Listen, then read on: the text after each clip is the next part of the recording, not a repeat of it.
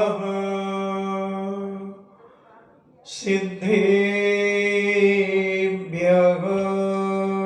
ॐ नमः सिद्धेभ्यः।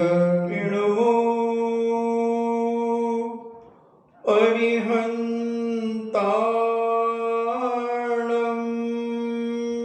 नमो अरिहन्ताणं।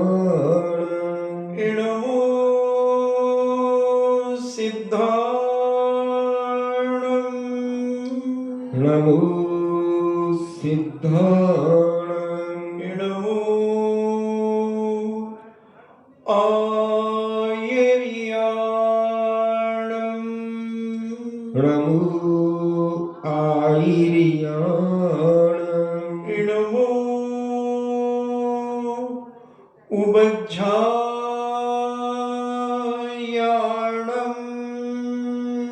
नमो उवज्झायाणं। नमो लोये सव्यसाहूणं।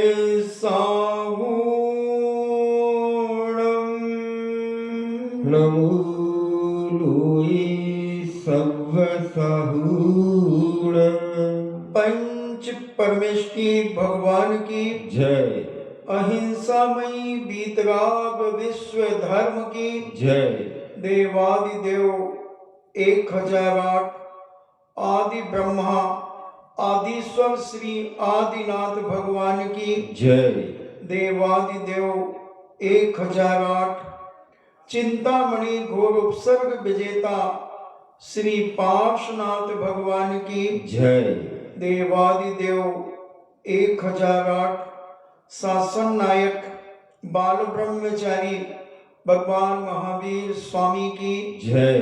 परम पूजनीय आचार्य श्रोमणि गुरुवर श्री कुंद कुंद महामुनिराज की जय।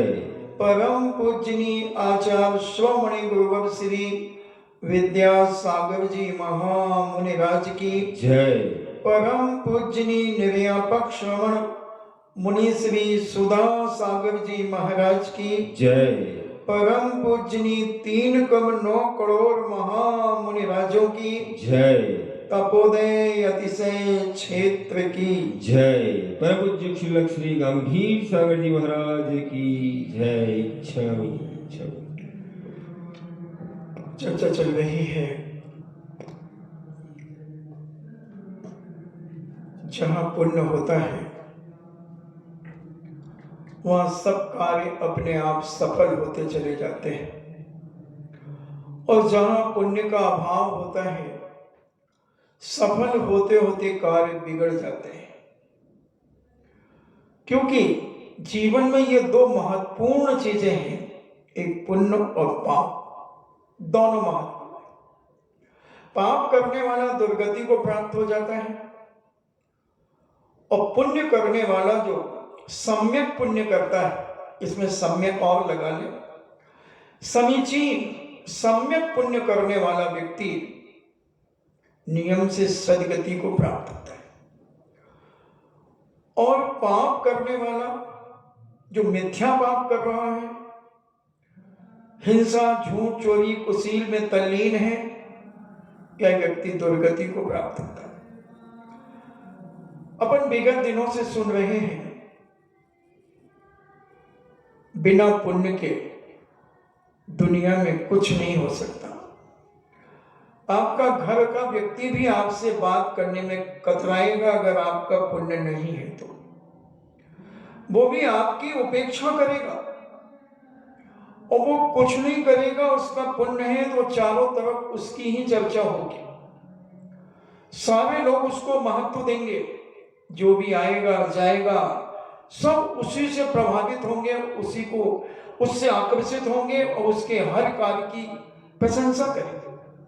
और तुम सुबह से शाम तक, शाम से सुबह तक कोल्हू के बैल के समान भी जुटे रहो अपने कार्यों में, तो कोई तुमसे ये भी नहीं पूछता कि तू सो जा, थक गई होगी, थोड़ा रुक जा। सासू भी कह देती करने तो दो, कर लेती है, वो तो बहुत होशियार है, करने दो, और वो करवाती रहती है काम। उसका पुण्य नहीं है। कोई इतना कहने वाला भी, दो शब्द भी उसके लिए मीठे कहने वाला कोई नहीं कि तू इतना काम करती, सुबह 4 बजे से उठ जाती है, रात को 10 बजे सोती है, कितना करती, थोड़ा रेस्ट तो कर लिया कर। इतना भी कोई नहीं कहता। और जब कभी ऐसी बात आ जाए तो कहते कोई बूढ़ी हो गई, जवान है, बात सब कर लेगा, चिंता ही नहीं करो। इसके कर्म का उदय चल रहा है।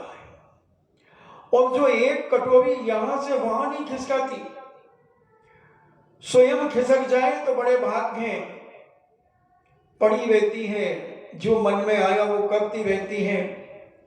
मगर जितने भी रिश्तेदार आते हैं, जो भी व्यक्ति उसे देखता उसकी तारीफ किए हुए वह नहीं रह सकता।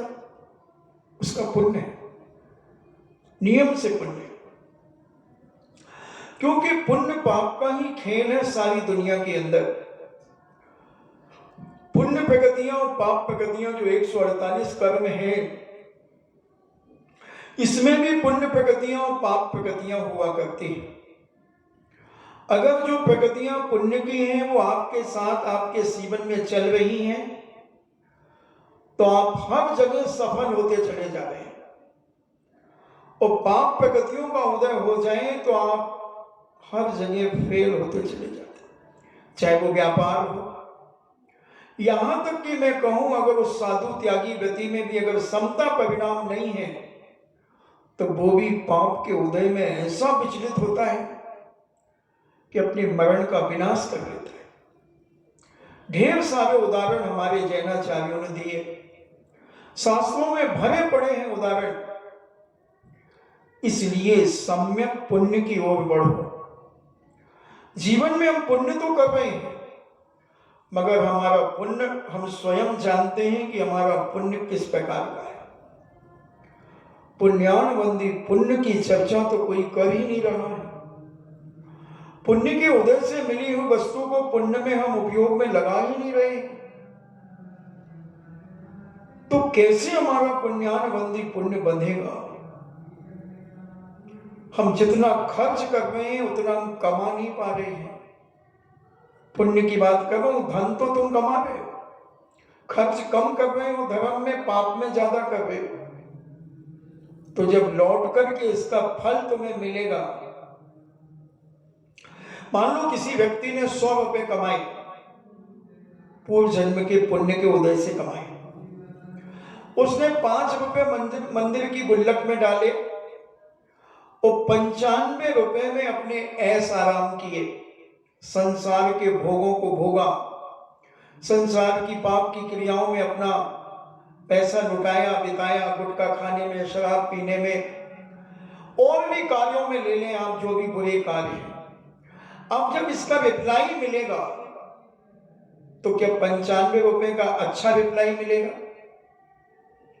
कि 5 रुपए का रिप्लाई मिलेगा? कितना मिलेगा 5 रुपए का रिप्लाई? कितना मिलेगा? 5 के 10 हो जाएंगे, 20 हो जाएंगे, 25 हो जाएंगे, 50 मान लो, चलो 10 गुने रिप्लाई देता हूं, मगर 10 गुने वहां भी लगा ना पाप के लिए। पुण्य से तो तुमने हमसे 10 गुना ले लिया, तो 95 रुपए जो तुमने पाप के कार्यों में लगाए हैं, व्यसन के कार्यों में लगाए हैं, ऐश आराम करने के कार्यों में लगाए हैं, तो इसको भी 10 गुना कर दो। 9,950 रुपया पाप का आएगा, मतलब पाप का पाप जमा होगा और 50 रुपए का पुण्य जमा होगा। बोलो पलड़ा किसका भारी है? विचार करो। कौन आदमी 5 रुपए से ज्यादा कोई दान नहीं करता। 1 लाख रुपए कमाया है तो 5,000 रुपए देगा, 95,000 तो वो अपनी गृहस्थी में लगाएगा, अपने पाप के कार्यों में लगाएगा। तो पुण्य में तुमने जितना लगाया है उसका मिलेगा, और पाप में जितना लगाया उसका उतना ही मिलेगा। पुण्य का अगर 10 गुना चाहते हो तो पाप का भी 10 गुना मिलेगा। अब सोच लो कौन सा भार तुम्हारे पास ज्यादा बढ़ रहा है। जिसके आशीर्वाद से, जिसकी भक्ति से, जिसकी पूजा से, उपासना से तुमने पुण्य कमाया, और उसको तुम दे रहे हो 5 रुपया, और तुम कर रहे हो 95 रुपया खर्च अपने लिए, तो सोच लो 10 गुना फायदा तुम्हें। हमने कहा कि 5 के 50 तो 95 के 950। ऐसा ये कर्म का उदय। और तुम कहते हो कि हम दान भी करते हैं, हम पूजन भी करते हैं, फिर भी हम परेशान होते हैं। तो भैया तुमने कितना किया है? कितना किया तुमने? क्या किया है? जितना तुमने किया उतना तुम्हें 2 टाइम की रोटियां दिला रहा है वो पुण्य। मगर तुमने पूर्व जन्म का पुण्य जो है वो 95 रुपए का पुण्य था और 5 रुपए का पाप था। तो तुम अच्छे घर में आगे, अच्छे घर में रह रहे हो, सब कुछ कर रहे हो, सब पुराना बासा खा रहे हो। आगे का जो तुम पुण्य कमा रहे हो वो 5 रुपए का कमा रहे हो। जो पूर्व जन्म में तुमने 95 रुपए पुण्य के कार्य में, परोपकार में, औसत दान में, अनेक कार्यों में, अच्छे कार्यों में खर्च किए थे, और 5 रुपए तुमने अपने घर की आजीविका चलाने के लिए बचाए थे। उसका फल आज तुम्हारे पास आया कि तुम्हें उच्च कुल मिला, आर्य खंड मिला, जिनेन्द्र भगवान का कुल मिला, सब प्रकार की सुख सुविधाएं मिली। ये सब पूर्व जन्म के जो 95% तुमने दान में खर्च किया था और 5% संसार के कार्यों में खर्च किया था, उसका है। और आज उसका उल्टा हो रहा है। तो आगे का भविष्य आप समझ लें क्या होने वाला, क्या होने वाला। अगर ये ज्ञान हमें हो जाए तो आदमी का अपने आप संसार के कार्यों से हाथ खींच जाएगा और पुण्य के कार्य में खुल जाएगा। सबसे ज्यादा आज के लोगों का हाथ बंद है पुण्य के कार्यों में, पाप के कार्यों में खूब खुला है। बच्चों से लेकर के बूढ़े माता पिता तक हर आवश्यकता की पूर्ति 1 सेकंड में होती है। मगर धर्म की अगर कोई बात आ जाए तभी हम पूछेंगे, उनसे पूछेंगे, उनके दादा से पूछेंगे, बेटों से पूछेंगे, 10 लोगों से, परिवार से पूछेंगे। और अगर एक ने भी मना कर दिया तो हमारी हिम्मत नहीं होती कि हम उस कार्य को कर लें, क्योंकि मना कर दिया। और उसी से तुमने पूछा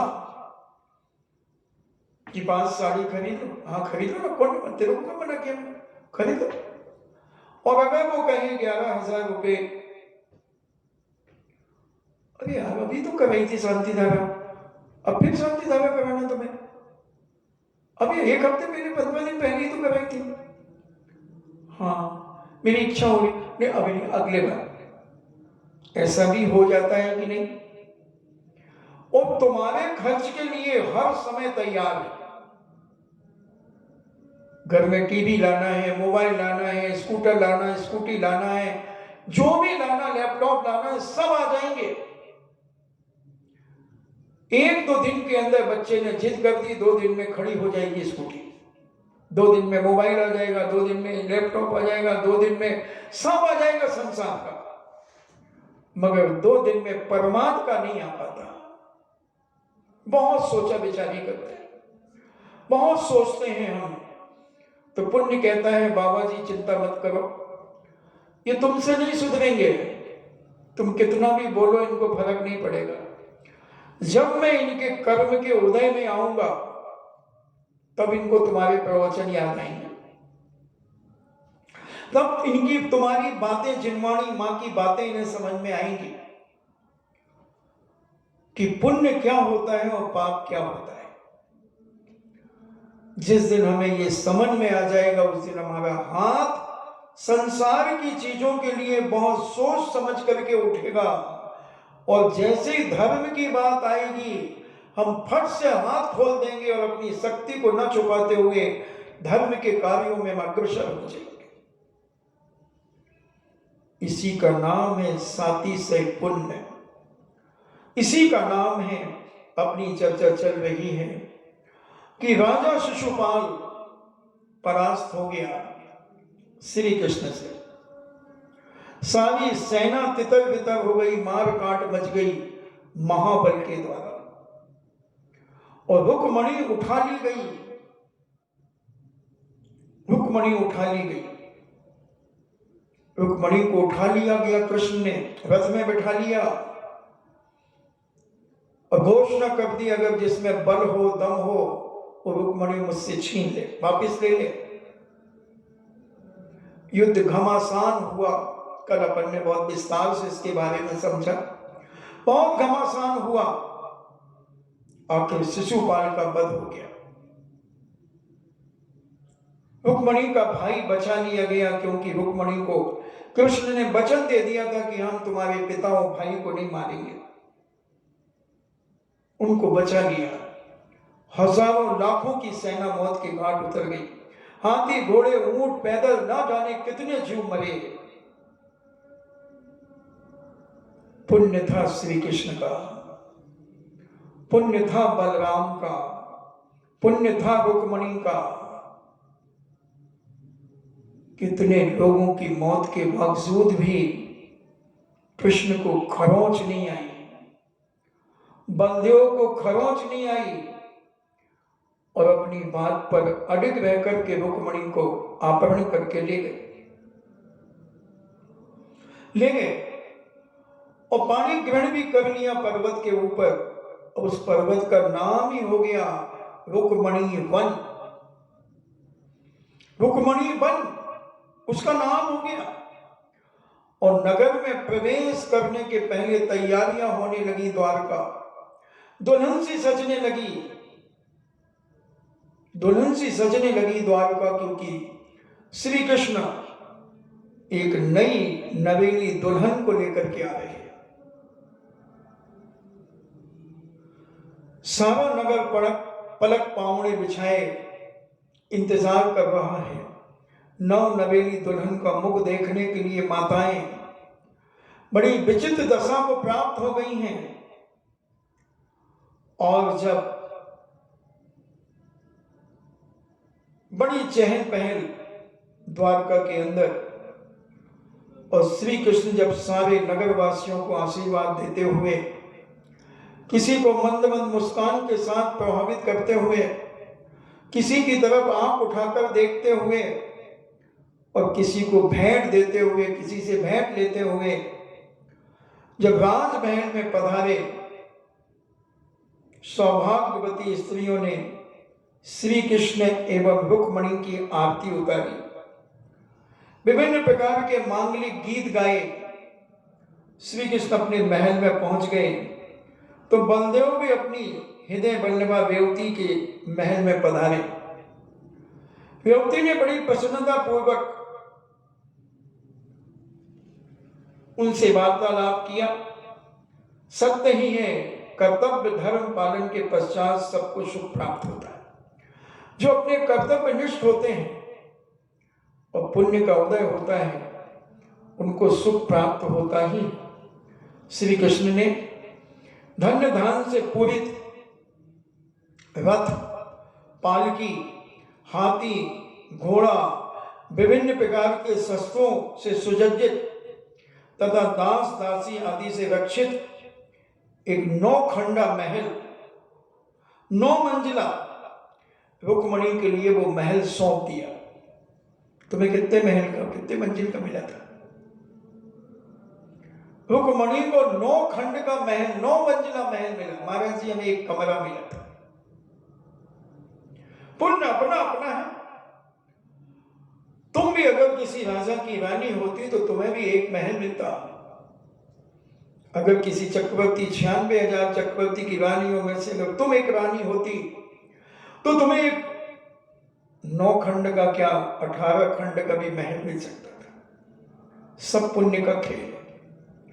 और रुक्मणी को 9 मंजिला महल सौंप दिया कि लो ये तुम्हारे नाम से रुक्मणी महल। तख्ती लगा दी गई स्वर्ण की सोने से लिखे हुए बड़े बड़े अक्षर, जिसमें लिखा हुआ था रुक्मणी महल, और ये सब हाथी घोड़े नौकर चाकर दासी दास सब उस महल के अंदर। बड़ा विशाल महल था, 9 मंजिला महल, और ज्यादा चलते थे। 81 खंड का चक्रवर्ती का महल था। और वो खंड तो 3,500-4 हजार फुट का एक कमरा। लिफ्ट काय को लगी रहती थी, सारे इतने बड़े थे। भाई आपके घर का कमरा कितना बड़ा होता है? 10 फुट का, और आपकी हाइट 5.5 फुट की, 6 फुट की। तो उस समय उनकी हाइट 3,000 फीट की होती थी, तो उनके कमरे 4,000 फुट के बनते थे। उसमें कोई आश्चर्य नहीं है। उस समय का मकोड़ा बकरी के बच्चे के बराबर होता था। हाँ, उस समय की छिपकली मगरमच्छ के बराबर होती थी। उस समय की बकरी हाथी से भी बड़ी होती थी। उसमें कोई आश्चर्य नहीं है। वो तो हाइट घटती जा रही है अवसर्पणी काल के कारण, और अब बढ़ेगी। अभी 18,453 वर्ष के बाद हाइट बढ़ना शुरू होगी, और पहले तीर्थंकर जो होंगे वो 7 हाथ के होंगे, जो अभी अंतिम तीर्थंकर 7 हाथ के हुए, और फिर बढ़ते बढ़ते बढ़ते बढ़ते अंतिम तीर्थंकर वो 500 धनुष के होंगे, यानी 3,000 फीट के होंगे। तो ये हाइट माइट का तो कोई विकल्प ही नहीं है। अवसर्पणी काल में घटती है, उस सर्पणी काल में बढ़ती है, और ये अनादि काल से चल रहा है कार्यक्रम। तो ऐसे वहां सब जीव जंतु बड़े होते हैं। जैसे मान लीजिए आप अगर ज्ञानोदय तीर्थ क्षेत्र नारेली गए हो, और आपने अपनी गाड़ी नीचे रख दी और आप पहाड़ी के ऊपर चले गए। अब पहाड़ी से आपको अपनी गाड़ी कितनी छोटी लगती है? जैसे बच्चे तुम्हारे घर में गाड़ी खेलते हैं, उतनी बड़ी लगती है, मगर गाड़ी तो बड़ी है, मगर अपन ऊंचाई पहुंच गए। उसी प्रकार उनकी हाइट इतनी हो गई कि उनकी आंखें 3,000 फीट ऊपर है। तो 3,000 फीट से जब वो बकरी के बच्चे के बराबर मकोड़ा देखेंगे तो उनको मकोड़ा उतना ही सा दिखेगा। तो ऐसे सब कुछ उन्होंने 9 मंजिला मकान सौंप दिया। ये विदेशों में जो बड़े बड़े मकान है 150-200 मंजिलों की कोई बड़ी बात नहीं है, ये तो 10-10 फुट के। तो ऐसे विशाल महल को उन्होंने रुक्मणी के नाम से भेज दिया। उसमें भोजन, स्नान, आसन, शयन, नित्य क्रिया, स्नान, रुक्मणी का महल बन गया। सब कुछ उसमें अलग अलग व्यवस्था। उन्होंने अन्य स्थानों पर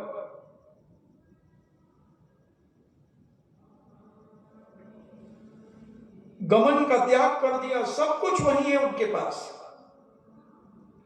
वे मन वचन काय से रुक्मणी में आसक्त थे।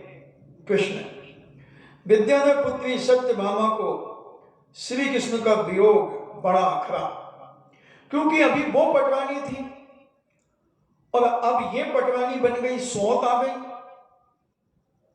तो चिढ़ हो गई, ईर्षा पैदा हो गई।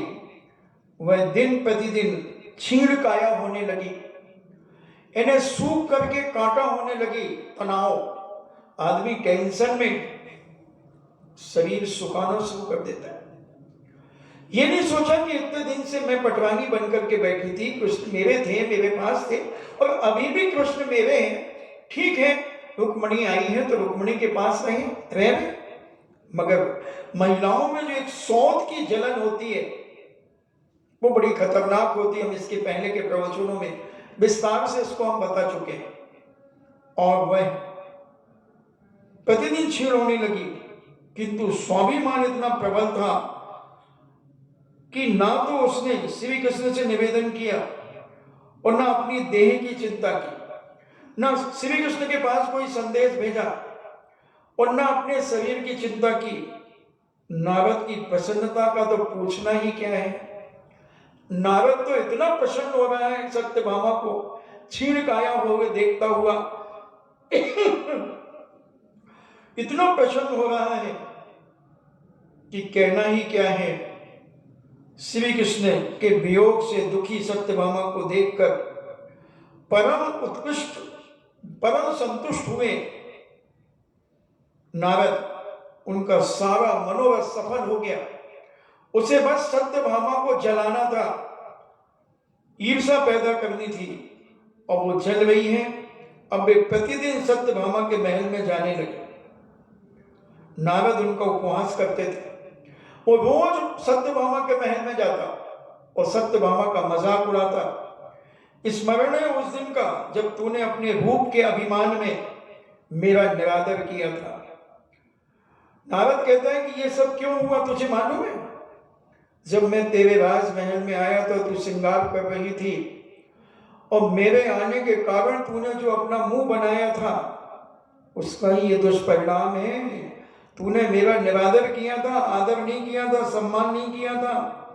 सत्य है, अपने शत्रु को दुखी देखकर किसका मन प्रसन्न नहीं होता? मिथ्या दृष्टियों का तो होता ही है। रात्रि एवं दिन में, स्वप्न एवं जागृत अवस्था में श्री कृष्ण सदा रुक्मणी के पास ही आनंद विभोर रहा करते थे। उन्हें अन्य रानियों की कोई याद ही नहीं थी, सुध ही नहीं थी कि मेरी और भी रानियां हैं। ठीक ही है, सब जगह गुणों का ही आदर होता है। जो गुणवान होता है उसके आगे पीछे हर व्यक्ति दौड़ता है, उसको हर व्यक्ति चाहता है। पुण्यवान और गुणवान जहां ये दो चीजें मिल जाए तो सोने में सुहागा होता है। उसका हर व्यक्ति आदर करता है, हर व्यक्ति उसे चाहता है। केवल विद्या एवं रूप ही काम नहीं देते, केवल रूप और विद्या ही काम नहीं देती। सत्यभामा तो बुद्धिमती एवं उच्च कुल की थी, पर उसकी उपेक्षा कर दी गई। पुण्य चाहिए। वो विद्याधरों की बेटी थी, अनेक विद्याएं जानती थी, आकाश में उड़ करके जानती थी, उड़ा करके ले जाने में भी सक्षम थी। सब कुछ कला थी उसके पास, मगर रुक्मणी से पुण्य कम था। और रुक्मणी भूमि गोचरी की बेटी थी, भूमि गोचरी की थी। इसके पास कोई उड़ने की कला नहीं थी, मगर गुणवान भी थी, गुणवान थी, पुण्यवान थी। और सब चिंताएं छोड़कर कृष्ण रुक्मणी के पास हैं। एक दिन महाराज श्री कृष्ण रुक्मणी के साथ में संलग्न थे। उस समय उनका रुक्मणी से जो आनंददायक वार्तालाप हुआ उसका वर्णन मैं आपसे कहूं कि जब उनकी वन कीड़ा जल कीड़ा समाप्त हो गई, उसके उपरांत रुक्मणी ने अपनी स्वामी से एक जिज्ञासा की कि हे प्राणनाथ, मैंने तो सुना था कि आप सत्यभामा को अपनी प्राणों से भी प्रिय मानते हैं, किंतु जब तो आप उसके महल की ओर नहीं जाते, किंतु अब तो आप उसके महल की तरफ अपनी छाया भी नहीं भेजते, उसके महल को भी नहीं देखते। इसका यथार्थ कारण बताइए प्राणनाथ। श्री कृष्ण ने कहा, इसका कारण यह है कि सत्यभामा बड़ी अभिमानी है, उसमें अहंकार बहुत है। यह मुझे रुचिकर प्रतीत नहीं होता, मुझे अच्छा नहीं लगता अगर कोई अहंकार करे। एक सीमा में करे तो चले, मगर वो सीमा से ज्यादा अहंकार में डूब जाती है और वो अपने आप को पता नहीं क्या समझती है। अच्छा, इसलिए मैंने रुक्मणी को मैंने सत्यभामा का बड़े अभिमानी होने के कारण अब मुझे उससे रुचि प्रतीत नहीं होती। उस सुवर्ण के श्री कृष्ण ने ये कारण जब कहा, उस सुवर्ण के आभूषण से क्या लाभ, क्या लाभ जिससे कान और नाक ही खंडित हो जाए। मान लो किसी ने तुम्हें 1-1 किलो सोने के कुंडल बनवा दिए, महिलाओं को सोना बहुत प्रिय होता है, चलो तुम्हारे श्रीमानों से कहते हैं कि इनको कुंडल बनवा दो बड़े बड़े 1-1 किलो सोने के, मगर पहनना पड़ेगा रोज। कान हाथ में ही आ जाएगा। तो ऐसे सोने से भी क्या फायदा? कृष्ण कहते हैं कि ऐसे सोने से क्या लाभ जिससे कान ही खंडित हो जाए, नाक ही खंडित हो जाए। ऐसे सुवर्ण तो गला देना चाहिए। इतने बड़े बड़े आभूषणों को तो गला देना चाहिए जिससे कर्ण भी खंडित नहीं होंगे और नाक भी खंडित नहीं होगी। रुक्मणी ने पुनः निवेदन किया, किंतु क्या प्राप्त वस्तु कोई त्याग देता है? कि जो वस्तु हमें प्राप्त हो गई, हमें मिली है, क्या उसको छोड़ देता है कोई? वास्तव में कर्णों को खंडित करने वाले सुवर्ण को त्यागा नहीं जाता। रुक्मणी के ऐसे नीतिप्रद उदार वचनों को सुनकर श्री कृष्ण को बड़ा संतोष हुआ। यानी गुणवान थी। इसने कहा, उदाहरण देकर के समझाया कि अगर मान लो वो बड़े बड़े आभूषण हैं तो उनको गला करके छोटे छोटे आभूषण बनवाए जा सकते हैं, ना कि उसे त्यागा जाता है, छोड़ दिया जाता है, उन आभूषणों को फेंक दिया जाता है 1-1 किलो सोने के। नहीं, सत्यभामा ने सौत के यहां से पति को अपनी ओर आते हुए देखकर द्वेषपूर्ण वचन कहे। इधर तो रुक्मणी ने कृष्ण को भेजा कि फेंका नहीं जाता, यानी उसकी उपेक्षा मत करो।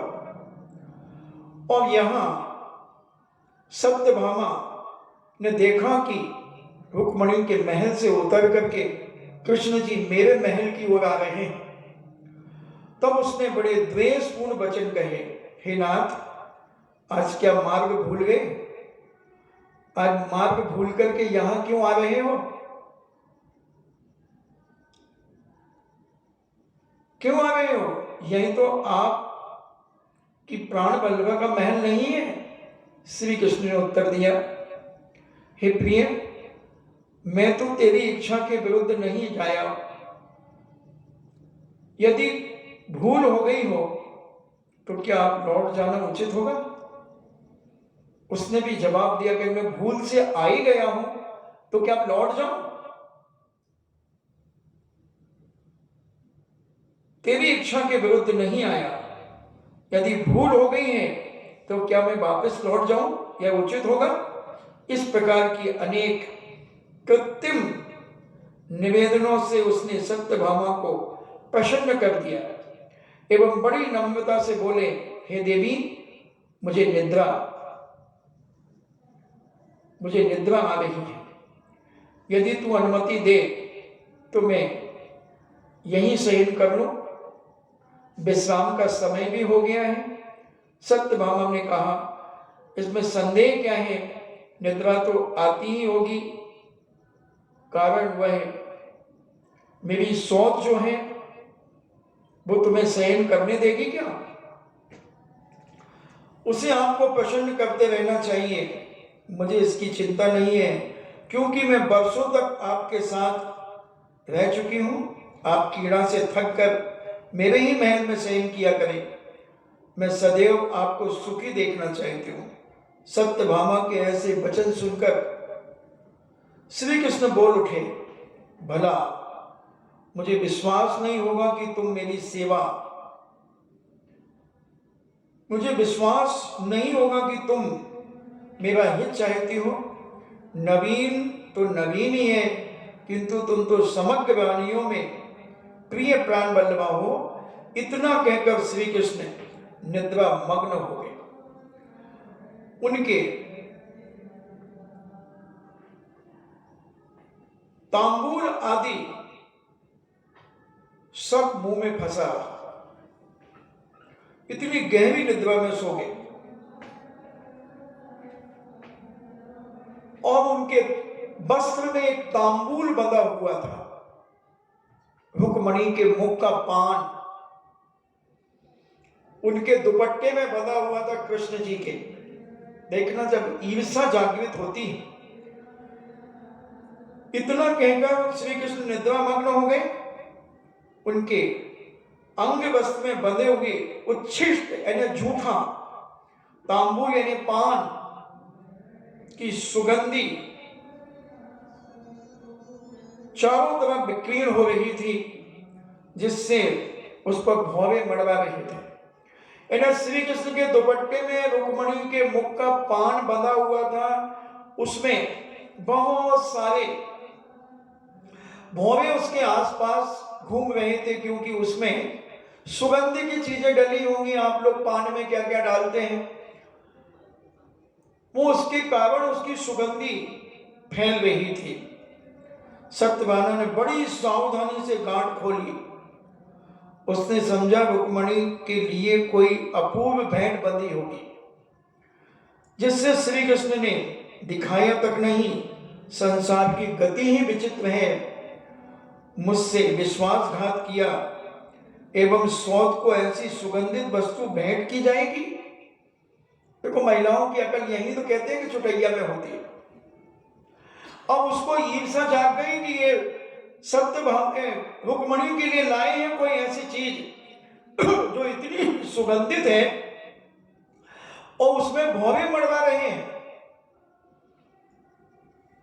और उसने उसको चुपचाप निद्रा में जब कृष्ण थे तो उसको खोलना शुरू किया और संसार की गति विचित्र है, मुझसे विश्वासघात किया ऐसा वह सोच रही है।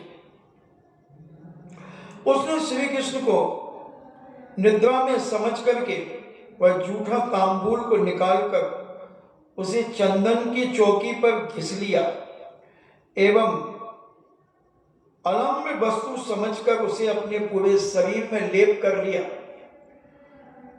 और जब अवश्य श्री कृष्ण उसके बस में हो जाएंगे, उसने सोचा कि कोई ऐसी सुगंधित पदार्थ है, इसको घिस करके अपने शरीर में लगा ले तो वो मुझसे आकर्षित हो जाएंगे, प्रभावित हो जाएंगे।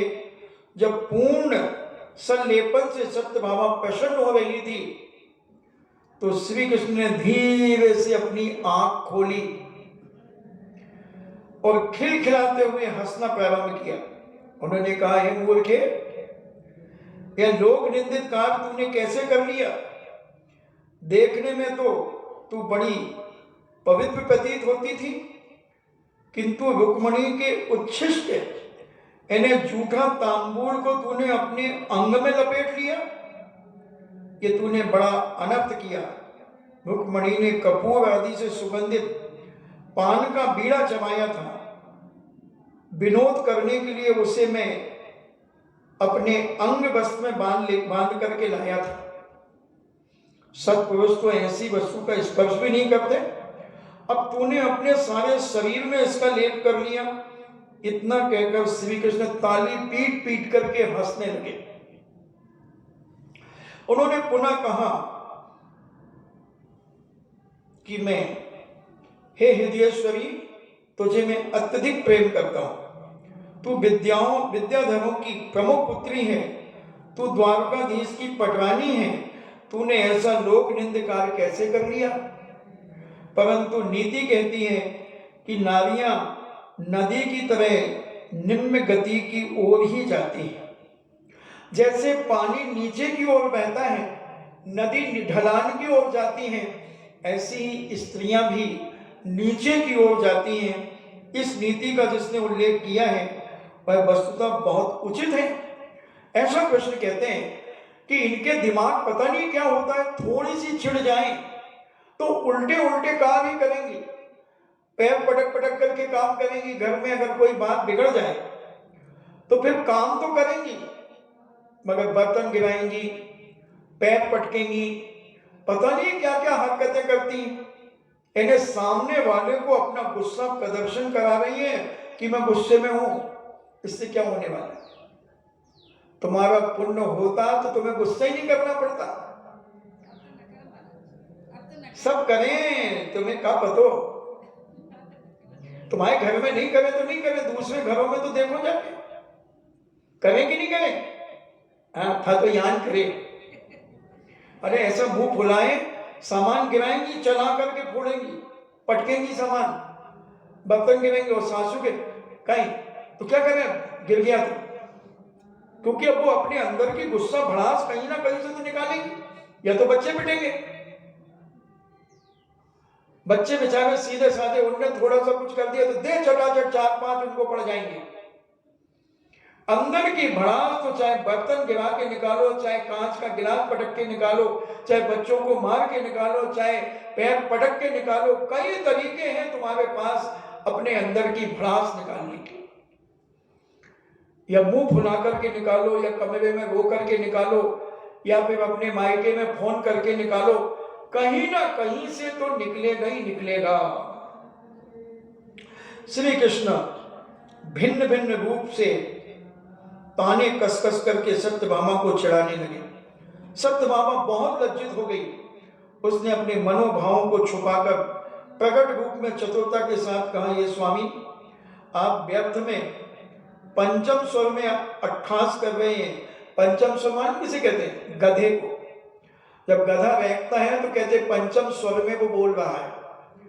तो कृष्ण को उसने भी बहुत ताड़प किया। उसने कहा कि हे स्वामी, आप फालतू में पंचम स्वर में अट्ठास कर रहे हैं, अट्ठास यानी हंसी मजाक कर रहे हैं। जिस रुक्मणी को आप शिशुपाल का वध करके लाए हैं वह मेरी छोटी भगनी समान है। अब कृष्ण को पटा दी गई, कहती है ये मेरी छोटी बहन के समान है, यह मेरे सामने छोटी से बड़ी हुई है, इसलिए जानबूझकर मैंने ये उसके जूठे तांबूल को लेप बनाकर अपने शरीर में लपेटा है, क्योंकि मेरी छोटी बहन के मुख का ही है, उसके स्पर्श से मुझे बड़ा सुख प्राप्त हो रहा है। अब देखो मायाचारी कर रही कितनी जबरदस्त। और जलन के लिए तो निकाला था वो कि क्या सुगंधी लेकर के आए हैं उसके लिए, जिसका मलमूत्र मैंने धोया। क्या कह रही है कि वो छोटी थी, मैंने उसका मलमूत्र भी धोया है। जिसे बड़ा किया उसके अंग की भोगी हुई वस्तु से मुझे कदापि घृणा नहीं है। अबे जने जिसका मलमूत्र मैंने साफ किया है, छोटी से बड़ी मैंने जिसको किया है, उसके अंग की भोगी यानी जिसने गिरण करके खा पी करके जिसको निकाल दिया, तो उससे मुझे कोई घृणा पैदा नहीं हो रही है। आप व्यर्थ में ही मेरा मजाक उपहास कर रहे हैं। श्री कृष्ण ने कहा, तथास्तु, ऐसा ही हो। यदि तुम्हें रुक्मणी के झूठे वस्तु प्रिय लगती है तो मैं सदैव लाया करूंगा, उसका तुम लेप कर अपने मनोरथ पूर्ण करना। अब उसने कहा मैं रोज लेके आऊंगा उसकी झूठी झूठी चीजें और तुम उनका लेप करना। सत्यभामा कहने लगी, मुझे यह प्रस्ताव सहर्ष स्वीकार है। कह रही मुझे बिल्कुल खुशी खुशी स्वीकार है, तुम तो रोज लाया करो। जो तांबूल रुक्मणी के मुख को एवं मेरे प्राण प्रिय को अंग बस में बधा हो तो वह मुझे प्रिय क्यों नहीं होगा। मेरी छोटी बहन के मुख की कोई वस्तु और मेरे पति के कपड़े में बंधी हो तो मुझे खुशी क्यों नहीं होगी, मुझे आनंद क्यों नहीं आएगा। और इसमें मुझे कोई शर्म करने की भी कोई बात नहीं, इसमें उपहास की कोई वस्तु नहीं है। इसके उत्तर में श्री कृष्ण ने कहा, तथास्तु, जो हुआ सो हुआ, अब नहीं हंसूंगा। इतना कहकर श्री कृष्ण मौन हो गए। कुछ समय के उपरांत सत्यभामा ने श्री कृष्ण से प्रार्थना की कि मैं रुक्मणी से मिलना चाहती हूँ, कृपया कर योग प्रबंध करवा दीजिए। श्री कृष्ण ने उत्तर दिया, हे देवी, तुम्हारी इच्छा पूर्ण होगी, ऐसा निश्चय समझो। जब मुझे रुक्मणी इतनी प्रिय है तो उससे समागम कठिन नहीं है। इतना कहकर वे कुछ काल तक वहीं बैठे रहे। फिर धीरे से महल के बाहर निकले एवं प्रसन्नता से झूमते हुए रुक्मणी के महल में चले गए। रुक्मणी ने जब देखा कि स्वामी आ गए हैं तब वह उठ बैठी। उसने बड़ी नम्रता पूर्वक उनके चरण स्पर्श किए। सुनो श्रीमतियों, पति का कैसे सम्मान किया जाता है, सुनो जरा। जब कृष्ण जी राजमहल में पहुंचे रुक्मणी के, तो उठ करके खड़ी हो गई। तुम तो बैठे रहते हो, कहते हैं पानी आने, अरे वो रखना चाहिए, उठा लो वहां से वो पानी, तुम्हारे ऑर्डर। और इधर रुक्मणी कोई मामूली हस्ती नहीं है। वो क्या कर रही है? शिक्षा प्रदान करो अपने जीवन में। और बड़ी नम्रता से उसने चरण स्पर्श कर किए। सत्य है, कुलीन नारियां सदैव अपनी मर्यादा का पालन करती हैं, कभी मर्यादा का उल्लंघन नहीं करती। श्री कृष्ण ने रुक्मिणी से कहा कि मेरे कथनानुसार वस्त्राभूषण से सज्जित होकर प्रस्तुत हो जाओ। तुम अच्छे वस्त्र भूषण आभूषण आदि पहन करके और सज धज करके तुम मेरे पास आओ। श्वेत वस्त्र एवं लाल वर्ण की कंचुकी पहन लो, अपना सर्वांग देवांगना की भांति बना लो। अब देखो सत्यभामा की और फजीती होने वाली है। बना लो भांति भांति की तरह से तुम सच करके, जैसे स्वर्ग की देवांगना आभूषण से युक्त होती हैं, और तुम ऐसे तैयार होकर के सत्यभामा के उपवन में जाकर बैठ जाओ। जो सत्यभामा के महल में जो बगीचा बना हुआ है, उसमें तुम एक वृक्ष के नीचे बैठ जाओ। रुक्मिणी ने कहा, आपकी आज्ञा सर्वदाएं। उसने तत्काल ही 16 श्रृंगार कर एवं श्री कृष्ण उसको सत्यभामा के उपवन में ले गए। वह उद्यान नाना प्रकार के वृक्षों से सुशोभित था। स्थान स्थान पर पुष्पों की प्रदर्शनी लग रही थी।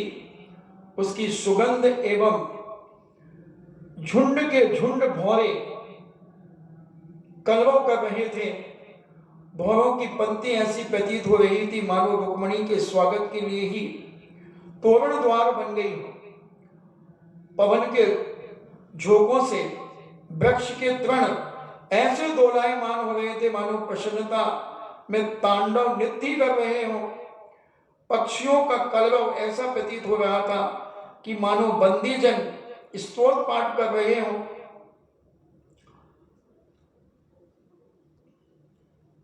पिक की वाणी सुनकर उमंग में घोर नृत्य कर रहे थे।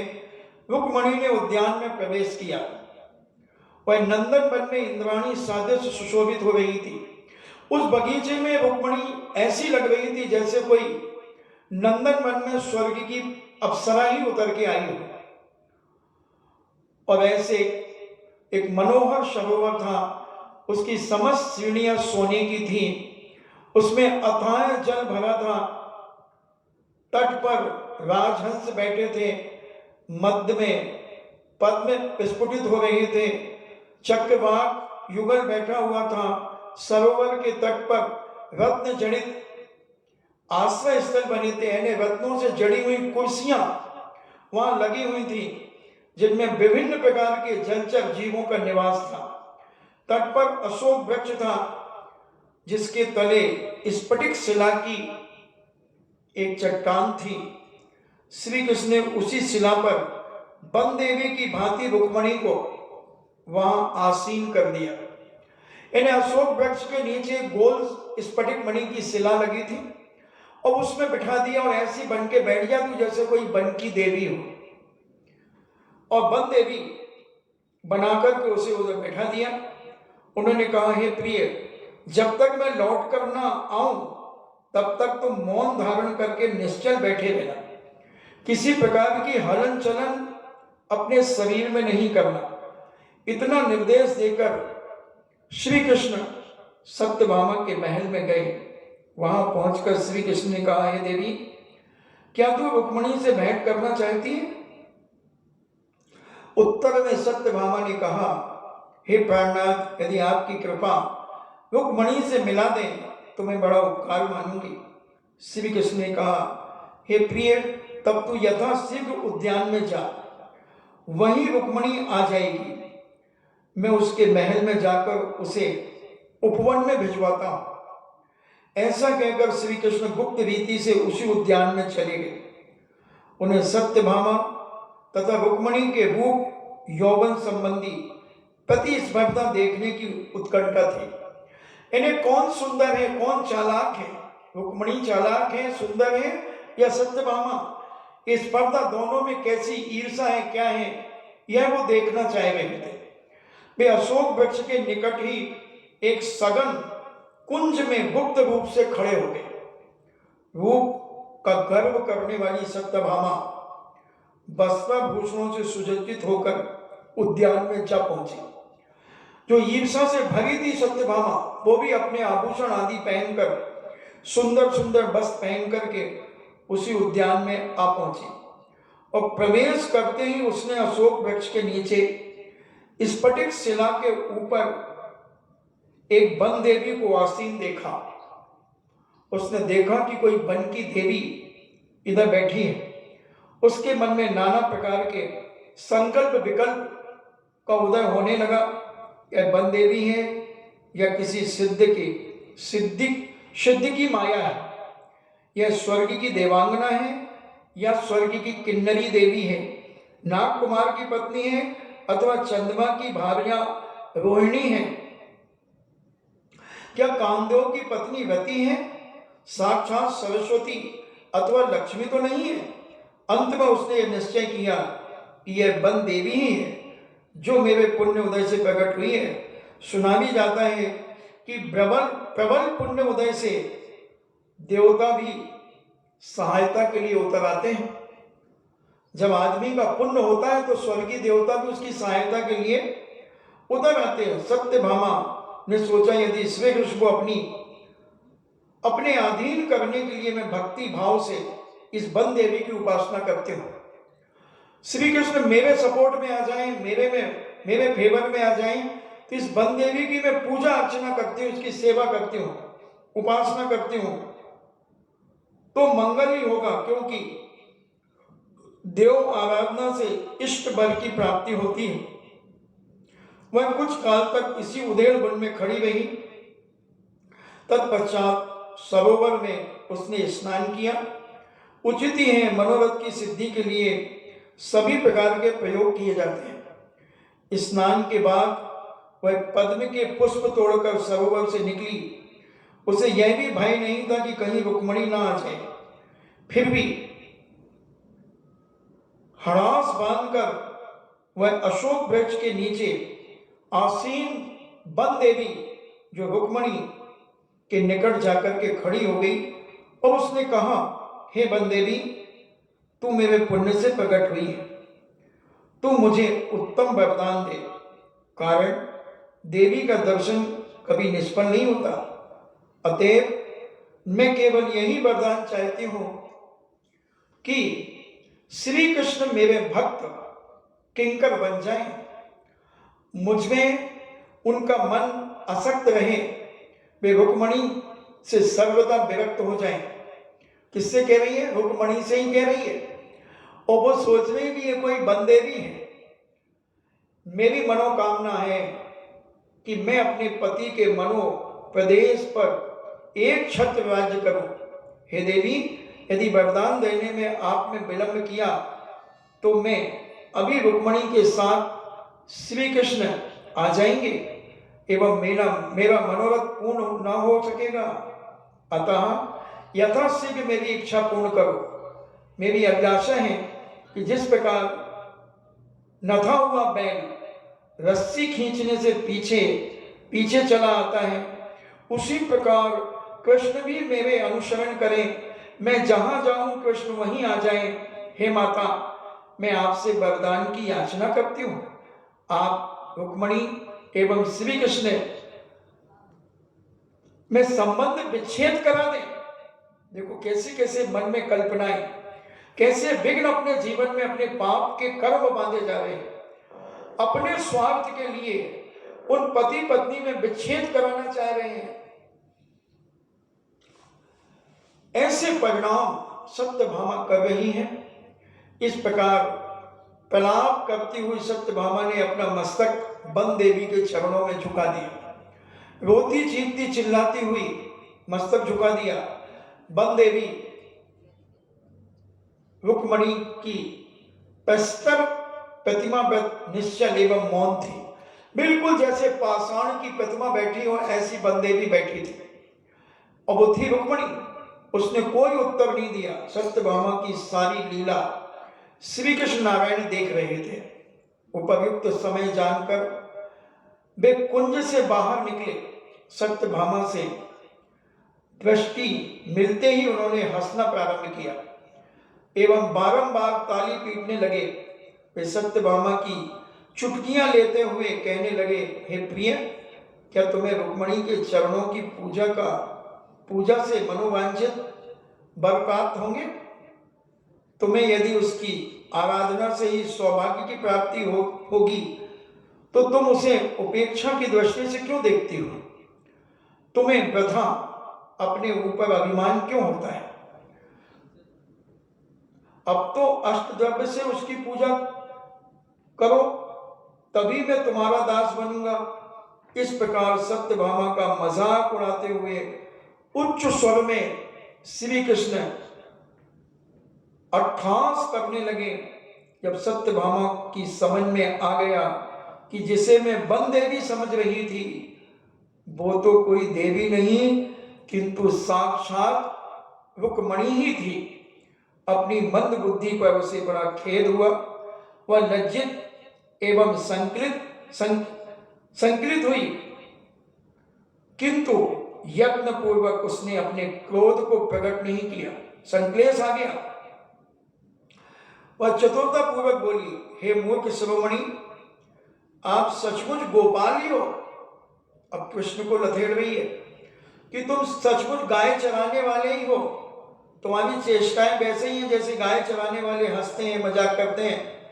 अन्यथा कोई भी विवेकी आपके सादृश्य मूर्खतापूर्ण कार्य नहीं करेगा। मैं तो विधि को पूर्ण समझूंगी। आपके सादृश्य अविवेकी को 3 खंड का राज किसने दे दिया? हे मूढ़मती, इसमें उपहास की कौन सी वस्तु है? यदि मैंने रुक्मणी को अपनी भगनी मानकर नमस्कार ही कर लिया तो कौन सा अपराध कर लिया? आप तो अन्य का ही दोष देखते हैं। तनिक यही भी तो सोचो कि जहां 2 नारियां एकत्रित हों वहां किसी पुरुष को आगमन नहीं करना चाहिए। आपका आना ठीक नहीं, उचित नहीं है। जो आपके लिए सादृश्य अविवेकी पुरुष होने का एक कारण प्रस्तुत होता है कि जहां 2 महिलाएं बातचीत कर रही हों या 2 महिलाएं बैठी हों वहां किसी पुरुष को आने की आज्ञा नहीं है।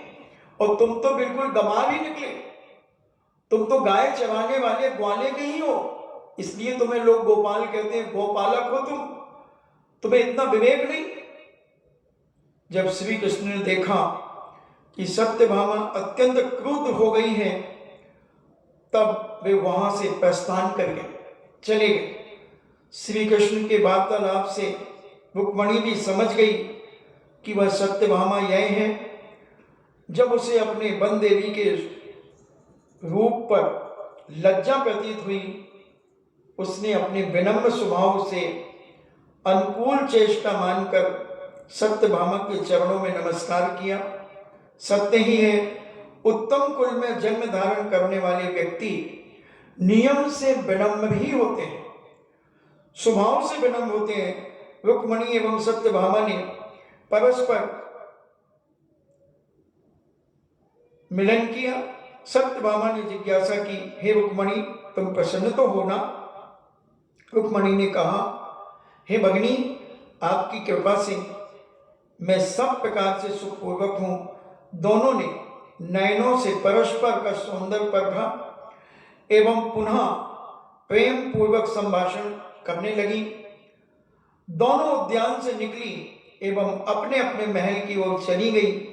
लेकिन सत्यभामा का जो घोर अपमान हुआ था उससे वह हार्दिक दुखी थी। उसके क्लेश का पारावार नहीं था। यह तो न्याय की बात है। भला ऐसी कौन नारी है जिसे अपने अपमान का दुख ना होता हो? ये बड़ी विकल्प में आ गई और बड़ी दुखी हो गई, मानसिक तनाव में आ गई जिसे अपन कहें। एक दिन श्री कृष्ण ने प्रजाजनों के साथ सभा में आसीन थे। ठीक उसी समय कुरुक्षेत्र दुर्योधन का दूत आया और उसने बड़े भक्तिपूर्वक श्री कृष्ण को प्रणाम किया। तत्पश्चात कृष्ण के समक्ष एक पत्र रखकर अनुमति से लेकर वह अपने योग्य स्थान पर बैठ गया। श्री कृष्ण ने पत्र को उठाया, एवं उसका वाचन किया, मंत्रियों को दे दिया। मंत्री ने श्री कृष्ण को आनंद प्रदान करने के लिए उस स्पष्ट अर्थ वाले पत्र का पुनः वाचन करके सुनाया। आपका समय हुआ तो हम समझे अपने जीवन में अब क्या भूल खेलेंगे, तुम हंस हंस करके लोटपोट हो जाओगे। सौत के दुख और नारी के अंदर बैठी हुई ईर्षा कितनी खतरनाक होती है। अगर ये ईर्षा मिट जाए नारियों की तो इनके जीवन की सदगति सदा होती रहे। मगर एक नारी दूसरी नारी से ईर्षा किए बिना रह ही नहीं सकती, चाहे वो घर में क्यों ना हो, रिश्तेदारी में क्यों ना हो, मोहल्ले पड़ोस में क्यों ना हो। वो पूरी ताकत लगाती है उसे नीचा दिखाने की, उसके साथ ईर्षा में इतनी ऊपर उठ जाती है ईर्षा में कि उसे तुच्छ समझने लगती है, और दूसरी नारी ईर्षा में जब वो जलती है तो उसे तुच्छ समझने लगती है। इसीलिए नारियों को कहा कि इनकी अकल चुटैया में होती है, इनके अंदर विवेक पता नहीं कहां चला जाता है। हम शादियों में देखते हैं, जब ये किसी शादियों में जाती हैं तो इनसे बंधन करके अगर कोई दूसरी आई है उसी पंडाल में, उसी शादी में, फिर देखो इनके अपनी सहेली से क्या एक्शन करेंगी। उसकी बुराई के अलावा पूरे शादी के कार्यक्रम में कुछ और हो गई नहीं। अब मैं जानू हमारी गांव की तो है, पता नहीं क्या क्या बोलेंगे, और वो बेचारी शांति से अपने काम में कर रही है, अपना बैठी है, अपना देख रही है, और ये दो उसकी बातें थोड़ी थोड़ी देर में फिर उसके कान में वो कुछ कह देती है, फिर उसके कान में वो कह देती है, और उसे कोई मतलब नहीं है, वो अपने इत्मीनान से बैठी है, और हम उसकी बातें दूसरे तीसरे दिन तक करते रहेंगे। अरे भाई कल तो बड़ा मजा आया हमारे, तो कहीं क्या हुआ, अरे वाह आई थी ना, वहां किसी बन के आई थी, देखा ना तुमने, ये इधर गुलाबी गुलाबी लगाई थी, यहाँ वो कबूतरी कलर लगाई थी, और वो भस्मा लगाई थी, वो चमकीली आंखों की पलकों में लगाई थी, कैसी लग रही थी देखो। और उसने तुम्हारी कोई चर्चा ही नहीं की, उसने तुम्हें देखा ही नहीं, मगर तुमने एक हफ्ते तक उसके बारे में ऐसा ढिढोरा पीट दिया, ऐसा ढिढोरा पूरी समाज में पीट दिया, और उसे कोई मतलब ही नहीं है तुमसे, और तुम लगे हो बुराई के ऊपर बुराई करने में। यह है कसाय, यह है पुनः स्त्री बनने का कारण। स्त्री से स्त्री कैसे बनोगी?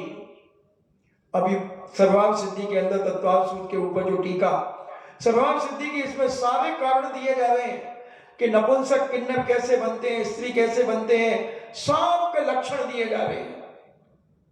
नरक में कौन जाता है, मनुष्य कौन बनता है, देव कौन बनता है, सारी क्रियाएं निकल रही हैं। बहुत छठा अध्याय तो ऐसा छटा हुआ है, छठा सातवां अध्याय अगर आदमी समझ ले अपने जीवन में तो बहुत सारे पापों से बच सकता है, बहुत सारे पापों से बच सकता है। तो ऐसा धर्म अगर हम अपने जीवन को समझें और समझाएं तो हमारी ईर्षाएं, हमारी कसाएं कम हो सकती हैं बंधुओं, और नहीं तो ये कसायों के ऊपर कसते चले जाओगे, ये कसाएं और मजबूत होती चली जाएंगी। इन कसायों को हमें ढीला करना है, इन कसायों की रस्सियों को खोलना है जो कसी हुई है हमारी आत्मा। तो उसके लिए हमें जिनेंद्र भगवान की सच्चे हृदय से भक्ति करना होगी। कौन कैसा है हमें क्या लेना देना है, हम अपने अपने दोषों को देखना शुरू करें, हम अपनी गलतियों का एहसास अगर अपने जीवन में शुरू कर दें तो हम एक दिन जरूर महान बनेंगे। इन्हीं मंगल कामना के साथ सबकी आत्मा परमात्मा बने। जिनवाणी स्तुति। जिनवाणी के ज्ञान से सूझे लोकालोक, सो वाणी मस्तके धरूं सदा देत हूँ धोख। हे जिनवाणी भारती तो है जपो दिन रे, जो तेरो सरना गहे सो पावे सुख चैन। देव भजो अरिहंत को, गुरु सेवा निर्ग्रंथ। दया धर्म पालो सदा, यही मोक्ष का पंथ। 9 बार नमो का।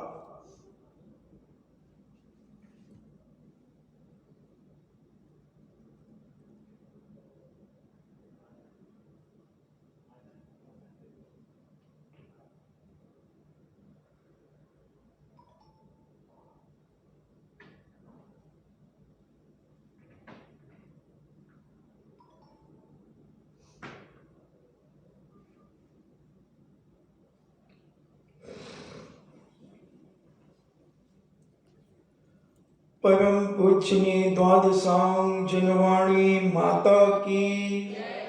सुत देवता, सुत देवता, सुत देवता। जैनम जेतु शासनम, जैनम जेतु शासनम, जैनम जेतु शासनम।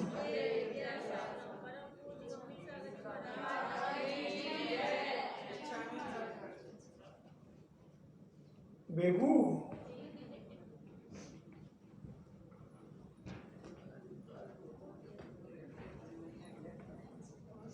लोहाड़िया का तो पूछे की है।